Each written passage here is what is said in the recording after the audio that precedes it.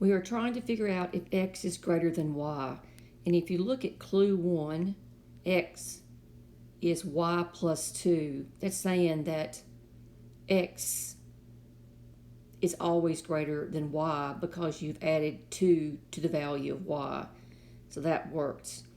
Clue 2 is equivalent to x equal 2y minus 2.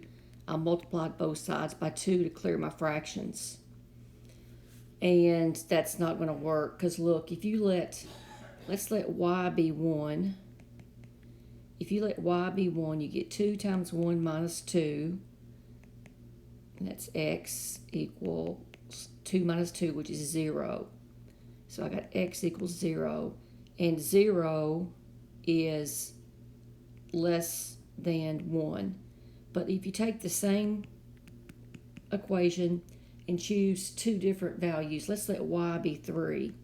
If y is 3, x will be 2 times 3 is 6 minus 2, which is 4. X is 4. In this case, 4 is greater than 3. X is greater than y. But over here, x was less than y. So sometimes it works, sometimes it doesn't work. That doesn't work.